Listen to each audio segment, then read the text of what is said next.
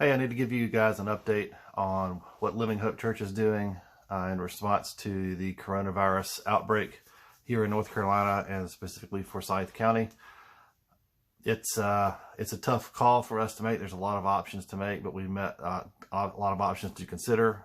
Last night we met with our elder team and wives after reading a lot of things and looking at what other churches, especially in Confluence, our family of churches, what those churches are doing, what those pastors are talking about and doing across the country, and trying to glean as much wisdom as we can so that we're not living in a vacuum. It's really important to me that we make decisions that way. So we met as an elder team with the wives last night, prayed for you guys, prayed about this, asked God for wisdom, talked for a long time. And what we've decided to do is to go ahead and suspend our Sunday worship service as well as all other gatherings throughout the week until it seems prudent to do otherwise. Don't really know how long that's going to be. It is temporary, probably in the neighborhood of 4 weeks. That's what the experts are projecting. So much of that depends on people like us responding in the right way, which is part of our reason for doing this, because the more people that do this, the shorter that time period is going to be for everyone. So this is about loving our neighbors more than it is about loving ourselves. So this includes small groups. I'm going to try to list everything I can so it's clear. Small groups, the men's retreat coming up this weekend. I'm really bummed about that. I was really looking forward to it. I think everybody was. We're going to postpone that to another time. Also, ladies' meetings, teachings that you guys had planned. Youth group is included in that. The weekly prayer meeting. All those gatherings we're canceling right now. And as many of those as possible, we're working on this right now. This is a very fluid situation, but I want to get this information out as soon as I can.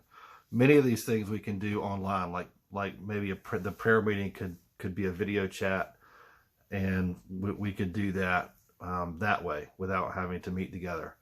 And so there's a lot of things we can do, but specifically Sunday morning gathering is the thing we're working on the hardest right now to try to sort that out. And the plan right now is to do a live stream on Sunday, maybe at a little bit later time in the morning, so that there's still a time for us to gather and sort of check in with each other, do a little worship, get in the Word together, and continue on being the church as best that we can in the current circumstances. And we won't try to reproduce the whole kind of typical Sunday morning experience. It doesn't make a lot of sense for us to try to do that right now. It'll be something simplified, more intimate, makes a little bit more sense for us and our size and our church culture. But that's what we're working on right now. Please be patient with us as we sort that out. There are so many technology options. We have to sort through the ones that make the most sense for what we want to accomplish, okay? And so we will send out more information on that once we figure that out, okay? So just be patient with us on that. We made this decision through a lot of thought, a lot of prayer, a lot of research, a lot of talking to people outside of our church, and we really have a lot of agreement on the elder team about it. A couple of reasons why, and then I'll close the video. One is we need to love our neighbor. This is not about loving ourselves and preserving our own life. It's about thinking about what's the most loving thing to do for the neighbor in our church, in our Living Hope Church, the neighbor next door to us in our neighborhood. What's the best thing for the city? What can we do to bring blessing and to the city and demonstrate a willingness to sacrifice and serve and lead and stay at our post? And part of what that means, part of staying at the post in the culture, means taking the lead and being willing to do things. And I think that has to be our motivation here. This is not a time to just think about ourselves. It's a time to think about our neighbors. And that's the motivation behind what we're doing here. I love you guys. I want you guys to be safe. And I love my city. And I want it to be safe. And I want to do my part. Okay. The CDC right now is pleading with, as of last night, is pleading with everyone, every event planner, which would include us, right, to cancel everything that's even 50 people or more, not 100, not 250 people. And really anything less than that, they want to only be absolutely essential. And so that, that for us really seals it. And that's not even about preventing infection. That's about lowering, flattening the curve of infection so that we don't overwhelm our medical system, because we don't have enough beds, we don't have enough tests, and we don't have enough ventilators. We don't have, there's such a lack, a shortage of those things. We don't want to be a part of making that worse and creating a situation where we're having to ration healthcare and decide who we're going to let remain sick and who we're not, who we're going to help and who we're not going to help. And so we want to do our part to reduce that threat. Okay.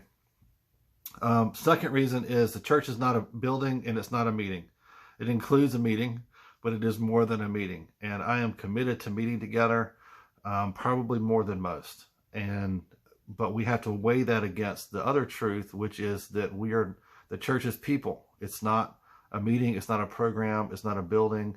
It's not any of those things. We are no less the church when we part ways on Sundays at noon after lunch than we are when we're meeting together. And right now we are no less the church talking through a video than we are at any other time. We are bound together by the Spirit of Christ, not by proximity. Okay. Proximity, to be physical proximity, is super valuable and super important. And I think we're all going to learn that over the next few weeks, probably in a more powerful way than we ever have before. And so I don't want to diminish that, but we need to weigh that against the other things that we believe are also true. Okay. And so it's not that we have not canceled church. We have not stopped being the church. You can't cancel church. Okay. Because the church is people. No virus can stop the church. No sin can stop the church.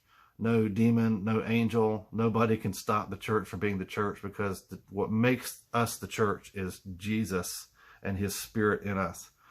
And that is not bound by space and time. Okay. So we need to remember that. We need to remind each other of that we are still the body of Christ and we're going to act like it. Okay. As soon as it's safe for us to meet together, we will meet together. Okay. This is a temporary thing. And I want to do my part in making it more temporary, by doing this. What you need to do is please, first and foremost, please make sure if you're a member of Living Hope Church that your contact information is up to date in Member Hub, including email and phone, for everybody, not just one contact per family, but if there's a husband and wife in the family, I would love to see both husband and wife have their information in there. That's going to become really important. Also, I'm encouraging people, I mean, obviously this is optional, but if you're not on Facebook right now, that does seem to be where our community is kind of coalescing in terms of interpersonal communication. And so I would encourage you to get on there, even if it's just during this season. And then when you're done, if you're like, I hate Facebook, I would agree with you. Facebook drives me crazy sometimes too, but right now I think is a time to set that stuff aside. I'm encouraging you to think about getting on there, connecting with other people in the church, at least, so that there can be a really easy way to connect with each other interpersonally. Member Hub is great for broadcasting information kind of in a one-way fashion, but it's not great for facilitating interpersonal connection. So I'm encouraging people to get on Facebook, at least for now. Pray for each other, reach out to each other, remember each other, especially think about the people in your small group, and, get on the phone with them, do some video chat. There's a lot of services out there that can do that. And just take advantage of all the technology you have to reach out and connect with people, with your friends, and make sure you pray for them. So let's stay connected to Jesus, keep our hearts and minds focused on him. And we'll get through this together. We really will. I love you guys. I'm praying for you. I miss you already. And we'll talk to you soon.